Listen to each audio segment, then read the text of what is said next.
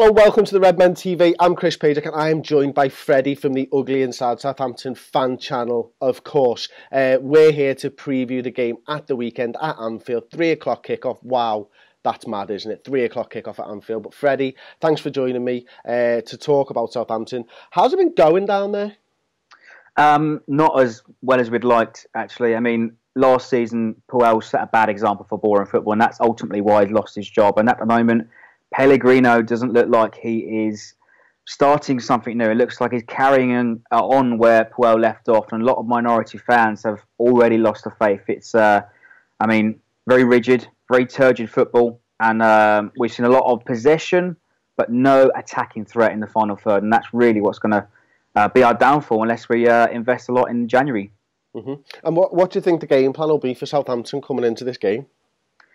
Well, Pellegrino has had this last week and a half with more or less most of the squad that's not been selected on international duty, and it's been most of the core squad. So hopefully he should be doing some attacking drills during these trainings. Mm-hmm. But what we'll expect on Saturday is probably safe. There'll be no risks. There won't be any gambles. We'll be looking to play short balls, possession type football, working it into the box. And what we've seen is a lot of crosses, but the ultimate thing we are missing is that target man, like Graziano Pella that we had a few seasons ago. So we ultimately really need something different. Although Liverpool's defence has to be said, sometimes it is leaky, but I think the likelihood is probably that you're going to score more than you're going to concede on Saturday. All right, okay. And as far as Liverpool fans, who are the players that we're going to have to be concerned about?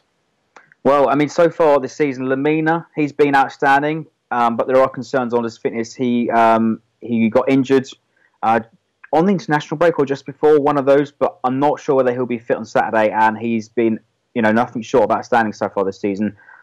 Intelligent on the ball, takes the players on, bounces players off his shoulder. Big physical presence. Romeo gives him the license to get forward. So you could see the 4 attacking midfielders sometimes in attack. Otherwise, you're looking at Gabbiadini, who will also be lively in the final third, looking to play off the shoulder of the defenders, and looking to play on that offside line. So he'll be one to watch certainly as well to get in and around the box. You mentioned Romeo earlier on during the conversation, and he's a player I've been massively impressed with over the last few times we've played. Just certainly, we've played you a lot over the last 18 months, as we've already mentioned. Now, every time we've played, he's been that defensive midfielder sitting in front of the back four, mopping up attacks. And have I got a false sense of what Romeo is like? Is he this good normally, or has he just performed against Liverpool, or is he still performing at that higher level? I think the trouble that he's had this season is that Lamina's come in and he's been, the main event, if you like. So Romeo last season picked up the player of the season. But as you said, soaks up the pressure, really gets himself stuck in those tackles. And he was incredible last season. I think the new transfer, Lamina, has really taken the shine off him because all of the focus has been on Lamina, but Romeo definitely goes about his job very quietly. Doesn't get up the pitch too many. He doesn't score many goals at all. But he's incredibly important for us to soak up that pressure. If we don't have him in the side, then I think we'll concede a lot more goals. And what about the keeper? Fraser Forster. How's he performing this season? Rubbish. Really? Honestly. Yeah, honestly, I think he's come under a lot of criticism recently. It's almost like watching a wardrobe in the sticks. Sometimes he's slow to react, and some people have been saying he's too big to be a goalkeeper because he gets down too slowly.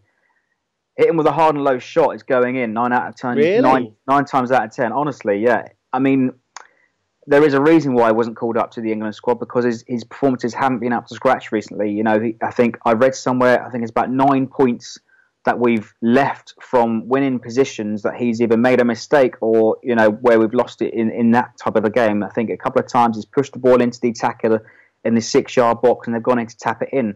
So under a lot of criticism for Forster at the moment.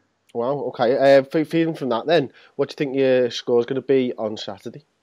I think the reality is, considering some of our performances recently and considering your home form, I think it's probably going to be 2 or 3 to Liverpool, Really?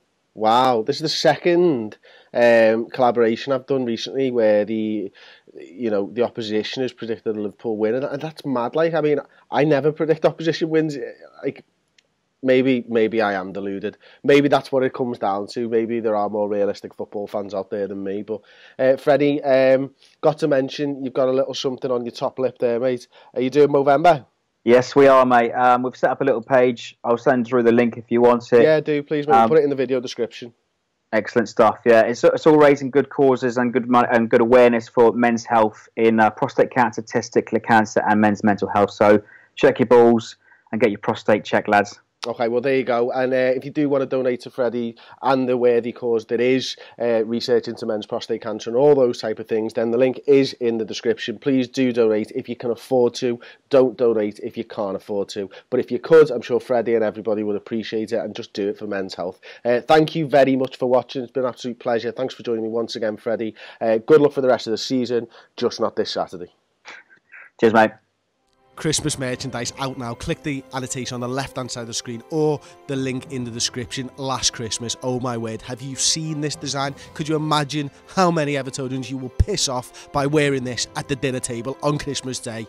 Oh yes.